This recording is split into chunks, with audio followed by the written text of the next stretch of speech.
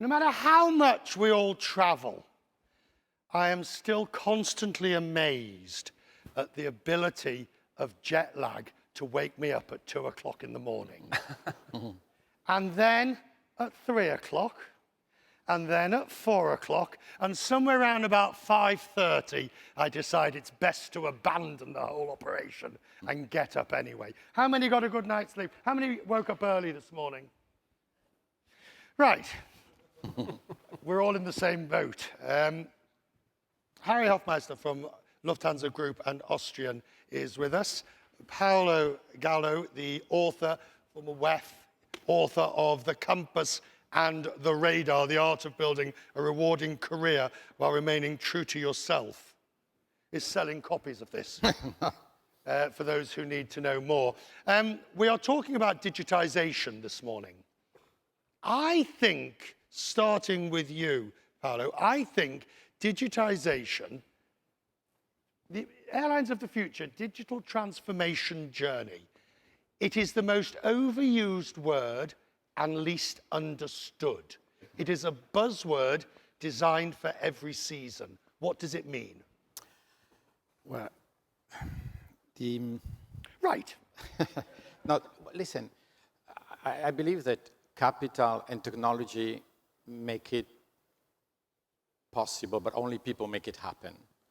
So you need to start from, not from the technology angle, but from the people angle to make sure that the digitalization works in organizations. So in my personal view, you need to tackle the issue from that perspective. Right, but what are we talking about, Harry? I mean, Yeah, that's that's really a good question, because when you look from a technological side, it's very much a difference if you talk about web app lab management. What? The web, Yes. Yeah, .coms, as Yes. you know it, or apps which you have in your pocket, or is it lab management to hire the right people, or is it artificial intelligence or business intelligence level, which is, of course, very much a different approach compared to that, or is it auto robotics, which is a bridging technical solution to get from the mainframe into the cloud, or is it something else like chat pods, voice interaction? So what are we talking about? Because all of this is creating a different implication to the customer, to the organization, and at least to the people. And therefore, it's a wide field. Requalify the stuff, requalify also the society, and therefore it's more than a buzzword. Digitalization is something we have to take very serious, and where I think those who know something about it have to bring more ingredients to the society, what it means for the individual. All right, so let's just take that. How many people would you say across Lufthansa Group do you have working on some form of AI, digitization, new technologies, roughly? Formally, I would say 5,300. But actually, if you really see the real skill background, I would say, when we take also the labs into account, roughly 1,000, 1,500, something. 1,000 people that you've now employed. Willie, how many people have you got at AIG? One. Roughly, how many people have you got?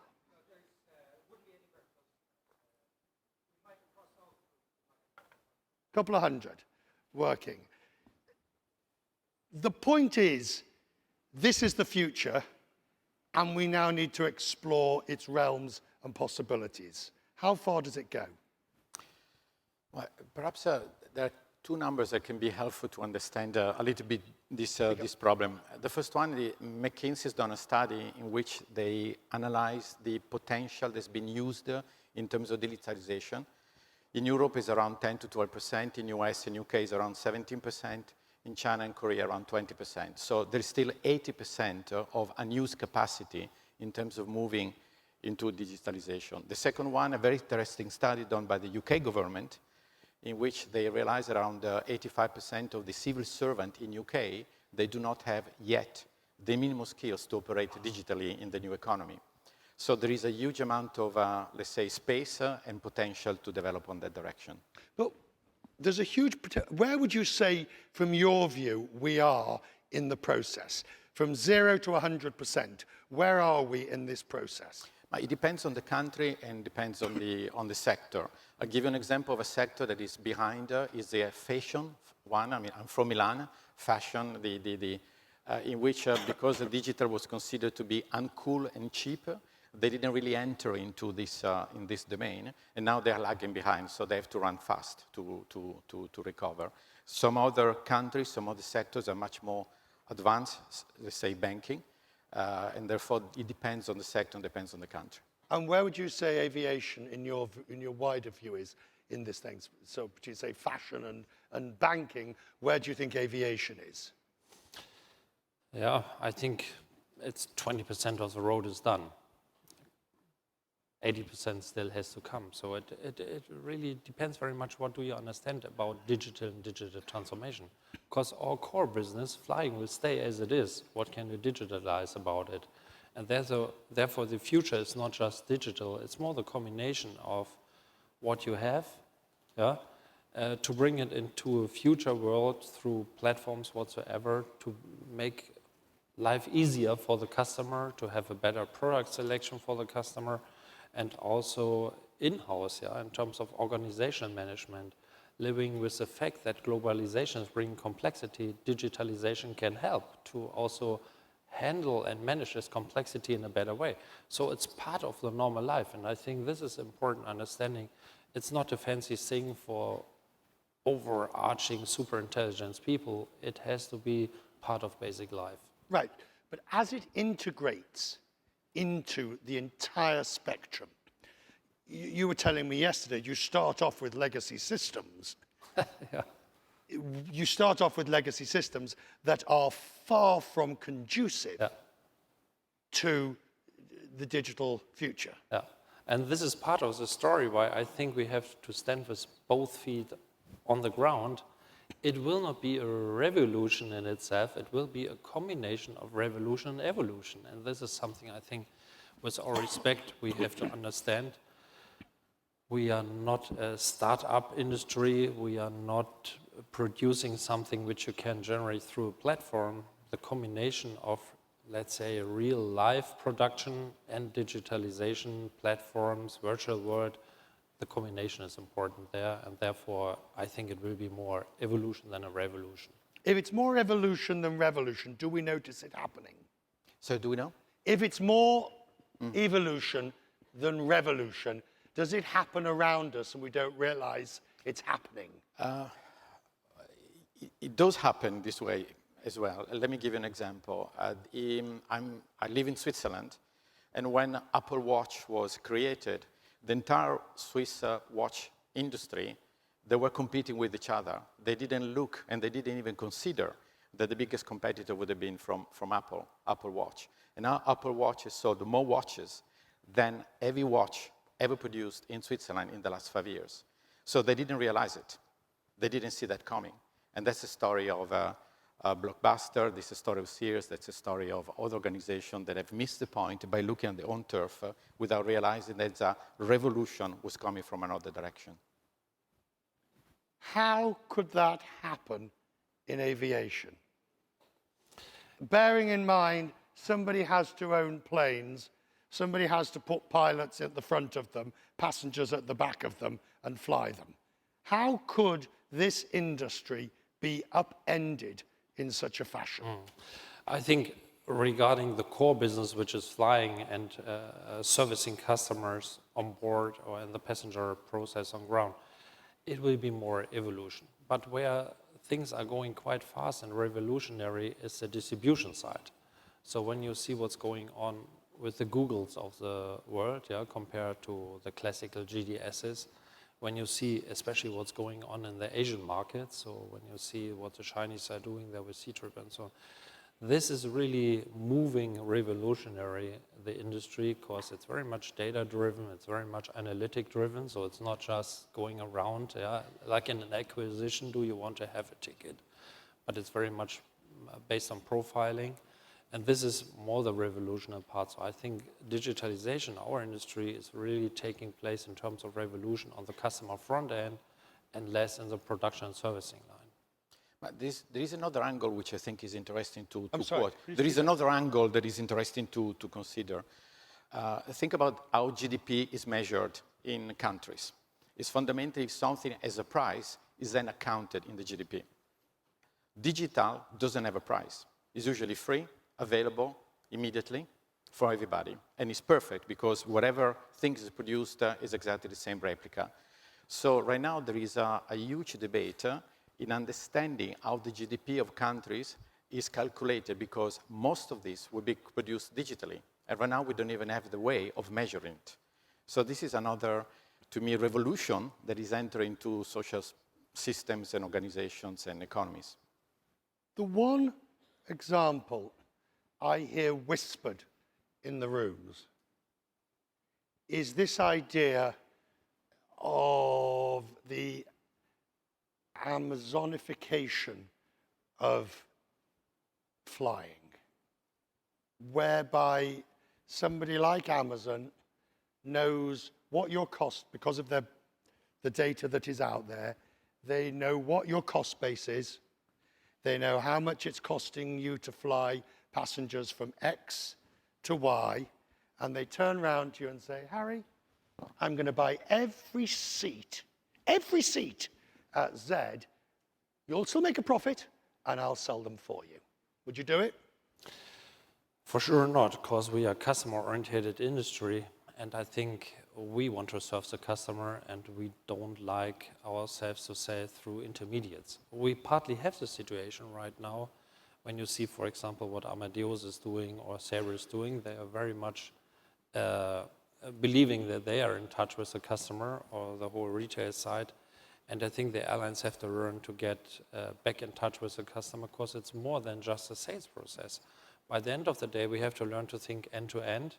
But Also why in does it terms of matter who branding. sells the ticket? If you're making a profit, a good profit, why do you care whether it's Amazon who sells it online or you sell it? You see it also in other industries. If you don't have customer loyalty, by the end of the day, you have to fight every day, in my case, for 140 million passengers year by year. What we have to see is that we have, through brand, through products or services, some kind of customer loyalty to have a business which can be calculated also in the forecast.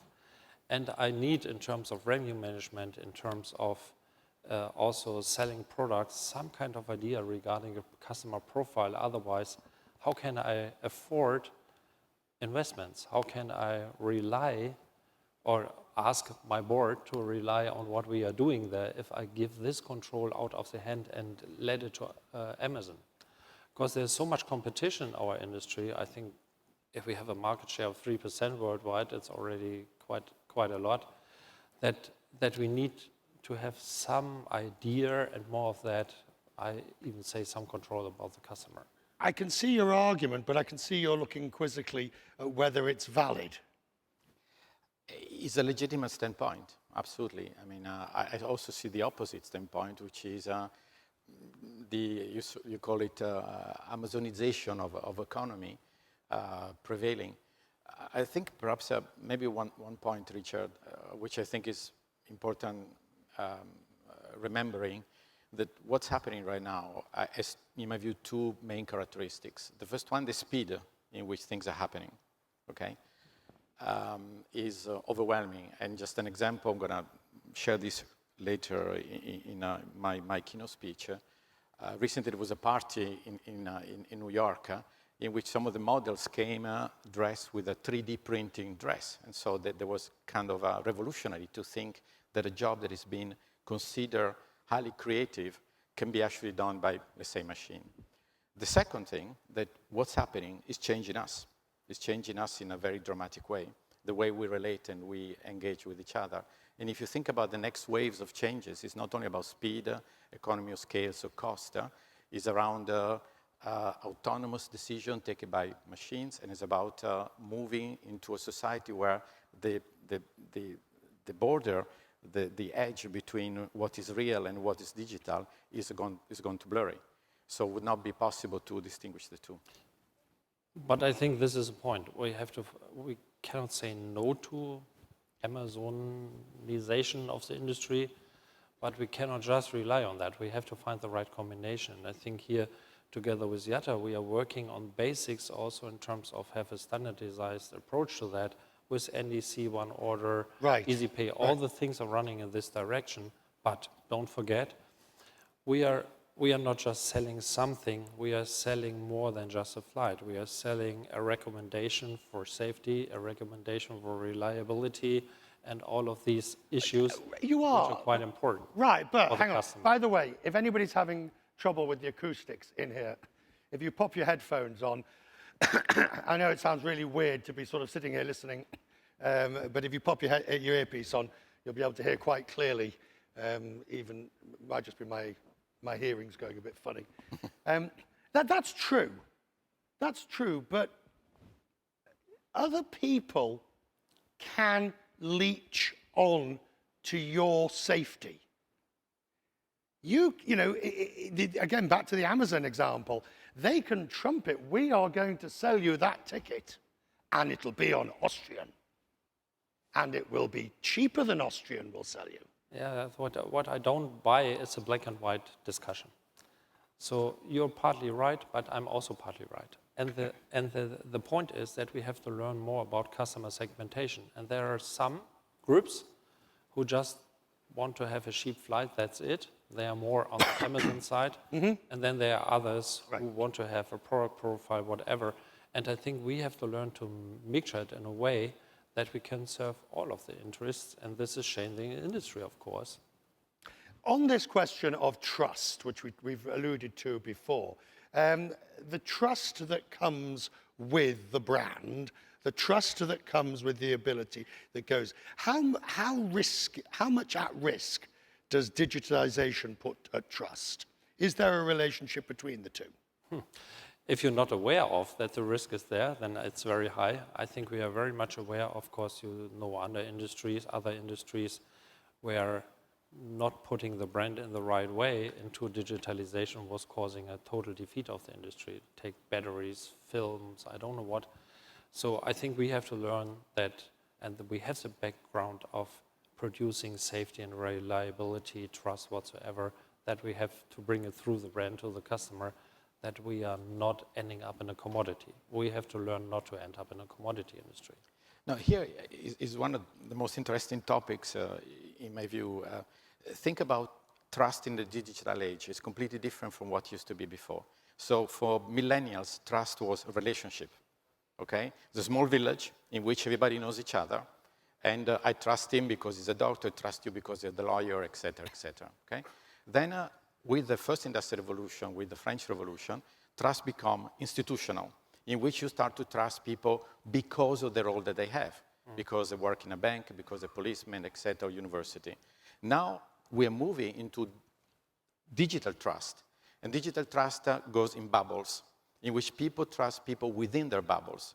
And therefore, building the, let's say, the reputation of a brand is a condition sine qua non for this brand to survive. Right, but if we accept, let's put aside the trust that he's going to get his plane into the air safely.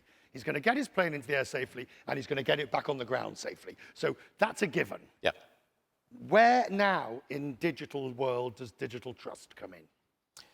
Digital trust comes in the reputation of the organization. That is incidentally a huge effect on the way you recruit. But trust about what? What are you trusting? The integrity and the capacity of a given organization to perform their duties within a given ethical domain. Ethics. Yeah. And the millennial requires a greater level of this trust than previously. Surely all they care about is, will the plane take off, will it get me there, and will it land safely? It is. I'll give you an example of how trust was damaged in an organization. Some time ago, I had the honor to work in amazing organizations like the World Economic Forum and the World Bank. The World Bank had a president called Wolfowitz, and this guy was fired by the World Bank because he gave a salary increase to his partner, okay? So a few months before, there was a survey in which the first question was, are you proud to work at the World Bank? And 95% of the people say absolutely yes. Then the scandal occurred, and then 3 months later, they asked the same question. So, are you proud to work at the World Bank? And only 50% of the people say yes. So there is absolutely a clear connotation and correlation between integrity of senior management, trust, reputation, and capacity to attract individuals in organizations. The speed of digitalization is changing all of those traditional metrics. Would you agree? I agree. And that is creating new difficulties. That is creating more challenges for people in your roles. Would you agree on that as well? And also new options. All right, give me the options. Let's not be negative. Let's talk about the options. Yeah, I think there are a lot of options. And I think when we talk about airline business, and you were now bringing the comparison with banking, it's absolutely different compared to banking. Because servicing in itself is not coming through the classical working, reliable process, but it's coming through the fact when the customer is needing help in irregularity case whatsoever, that you are there. And digitalization is giving us very much an opportunity to be all the time there, yeah, in case of whatever will happen. So the interaction with the customer can be much, much better through the whole process, even more than just related to the airline, and therefore this is really a positive option. You have, it's funny, just as you were speaking then, I was really considering just how my relationship with my carriers has grown and deepened because of the apps. Because it's no longer when I've got a computer sitting in front of me, I will check the schedule. My partner's flying back from from Toronto tonight. I've followed his flight. I've checked in already for my flight back to New York. My level of engagement with my airline has increased tenfold as a result of this. And that's a point. So it's a positive option. And you would say it's positive. And so far it's reactive. We also can be proactive on that, yeah, through, if you allow us, through profiling, even offer you what you need, maybe in future through artificial intelligence, something which you don't even know that you need it, yeah, something like that. And therefore, this proactive interaction with the customer, I think this has really very positive potential. And it's not just selling. It's more, as I said, to keep the customer on the boat, which we call loyalty, yeah, more than just through a frequent flyer program. And this is really a great option for the future we have to understand the customer better, the customer needs better through data mining and data mechanics. It's not your data. Be proactive. A lot of what you're talking about, that's one of your problems, isn't it? You don't have you have a lot of data about aircraft. It's interaction. You have aircraft performance, but the engine data goes to the engine manufacturers, although you have it as well. The booking data goes to the GDSs. That's the point. How do you get your hands on the data? Yeah, I think a very different means. So in terms of the customer data, as I said at the very beginning, we are fighting for that. So we are trying to be more independent from the GDSs. We want to have more control over our customers, and the same on the long run has to be true also for our machinery. Yeah. So we have to find a way together with the manufacturers that we can use the data the way we want it. Because the manufacturer is looking completely different, maybe on aircraft specification, maintenance, whatsoever, than we do, because we have different needs.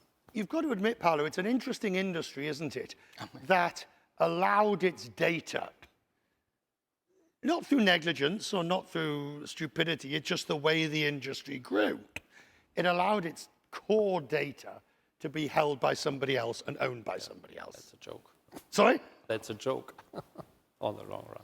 Yes, it's quite unusual because usually industry or sectors are quite jealous in sharing the data with others. But it's fair to say that some organizations have a completely different take in terms of managing data. Apple is very different from Facebook, for example. And you saw, recently, some of the debates about the management of data in some organizations. You mentioned, Richard, a few minutes ago that you engage with airlines more frequently. That used to be because you check and you're constantly through the apps, having almost a personal relationship with your carriers now. And this is another element that is emerging quite dramatically, which is by 2030, 70% of the workforce and 60% of the clients or the users will be millennials. Hang on. That was said a bit fast for me. Sorry. 70%? 70% of the workforce by 2030 will be made by millennials. And millennials are digital natives. We are digital immigrants, even if at times I feel that I'm a digital refugee myself. I have to learn a lot on this front. And joking beside, what does it mean? That these people are using digital as a way of life. This is absolutely normal. And therefore, the demographic is explaining, is to a certain extent forcing organizations to go there, because by not being there, they're going to be out of business. Right, so how difficult is it for you, Harry, and the senior management, and one can replicate this across all the airlines, the senior management who are of a certain age, to understand what actually Paolo is saying, that the next generation will be native in all of this. They won't sit here looking at these things like you and I might. From my point of view, it's not just a question of age, it's more a question of, do you want to requalify yourself? So even if you're 81, as my father is, you are able to learn something, and I would say, in average, he's more digitalized than others in his age. So I think we have to learn, also, we believe we are at our end of the career, and it's just 10 years to go for retirement. So this is... 10? I don't, yeah, or 5 or 6, I don't know. No, I just do not like to accept that it is just a generation issue. We have to make ourselves fit for, let's say, next generation interaction. Because what is digitalization? It's a different way of interaction, it's a different way of working. Somebody was inventing the book somehow in the 15th century, and if people would not be ready to learn reading, yeah, where would we be in the society? So how can you create an environment that these... That's a point. You know, I live in New York. I walk past the Google building every day. I live just at the end of the street where Google. I see people going to it. We've just moved into a brand new building in Hudson Yards. I see what the next generation wants and expects. Are airlines able to create that working environment in a hierarchical structure that's necessary because of obviously the processes involved? Yes, there are two answers to this. One is you have to put exactly this away from our hierarchy. This is why we have labs very far away, so quite far away from Frankfurt, and not just in Germany, but worldwide, so if it is in Europe or even overseas. And secondly, there's always a good other means of learning, and this is partnership. Yeah? So we are thinking about also to partner with those new generation industries, like Google, whatever it is, because they are not just selling our product, it's more than that, and we can learn through them. So we do partnerships across, let's say, the metal. Why don't we do it also across a customer function? In the next 20 years, I read a report produced by Boeing. You guys have to recruit 2.5 million people. So basically 200,000 per year, or 15,000 per month. It's quite a challenge. And if you go to university and you ask young people, where would you like to work? I don't think they're going to say airlines on the first 5 places. Okay? So that implies that in order to get 2.5 million people working for you in the next 20 years, acting and behaving the way you've done in the past probably won't work. So you need to Well, what do they have to do besides yeah. offer free lunches? Fine. No, people, we discussed yesterday over dinner, we are purpose seekers. Individuals, human beings are purpose seekers. So you have to give a purpose for organization to work on organization. So a mission that is compelling. You have to give flexibility in the way you work, and you have to give more than salaries, a career path that is meaningful and implies progress and additional responsibilities. You say you can do that, I would imagine. Yeah, I think so. By the end of the day, I think we have a fantastic product to sell. Yeah, maybe we have to be, for sure, we have to be more active in terms of positive communication, what we are doing there. Because what is a more modern working place than a cockpit, for example? Where do you have to learn more in your life than through all the requalifications you are doing through a career like that? And it's not so much different in the cabin, and it's not so much different on the ground. And this is my point. Before, as a young person, you end up somewhere with Google, we have to make those guys, those younger generation to understand that we are ready to requalify them through the career process. And this might be too few on the agenda of our HR people so far. This is why we're putting all the lab business away from the headquarter. But we are not just the headquarter, we are more than that. Finally, if you, anyone got a question, by the way, that everyone wants to just throw at our panel on this issue? Oh, yes, right, yes, right at the back. And then we'll wrap it up. Thank you. This question may seem a little left field, but with Huawei being present in the aviation industry, in airports and airlines, supplying equipment, I'm just wondering, with Western governments being mistrustful of Huawei, what gives airlines and the airline industry the basis for trusting Huawei? Oh, well, it is a bit out of left field, but it's a legitimate question. Do you trust Huawei? Personally or officially, what can I say? So, take it however you like. no, the question of trust is always a relative question. There is no absolute trust. If you believe it, you're living in the wrong world. And what does it mean? You have to create a fundament for your own, yeah, that you can trust something, somebody, whatsoever. So there are activities how you can create trust, and this we are doing every day.